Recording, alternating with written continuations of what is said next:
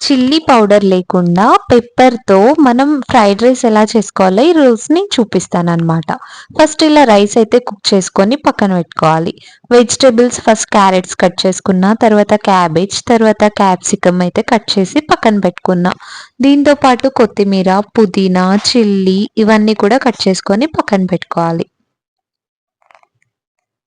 ఇక్కడ చూపిస్తున్నాను కదా! ఇలా కట్ చేసుకొని చిన్న చిన్నగా పక్కన పెట్టుకోవాలి. ఎగ్స్ ఉన్నాయి. నేను ఒక 6 ఎగ్స్ తీసుకుంటున్నాను. 6 ఎగ్స్ పక్కన పెట్టుకోవాలి. అంటే పగలగొట్టి బీట్ చేసుకొని పక్కన పెట్టుకోవాలి. ఇందాక మనం కుక్ చేసుకున్న రైస్ ఉన్నాయి కదా! అవి ఆరబెట్టుకోవాలనమాట. ఫస్ట్ ఒక పాన్ తీసుకొని పాన్‌లో ఫస్ట్ మనం బీట్ చేసుకున్న ఎగ్స్‌నైతే ఫ్రై చేసుకోవాలి. తర్వాత కరివేపాకు, కొత్తిమీర, క్యారెట్స్, క్యాప్సికమ్, చిల్లీ ఇవన్నీ వేసి ఇలా ఫ్రై చేసుకోవాలనమాట.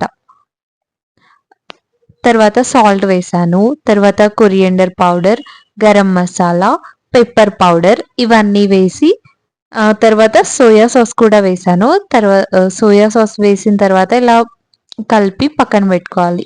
ఇది బాగా కుక్ అవుతుంది అనుకున్న టైంలో హై ఫ్లేమ్‌లోనే చేసుకోవాలి మనము. బాగా టోస్ట్ అవుతుంది.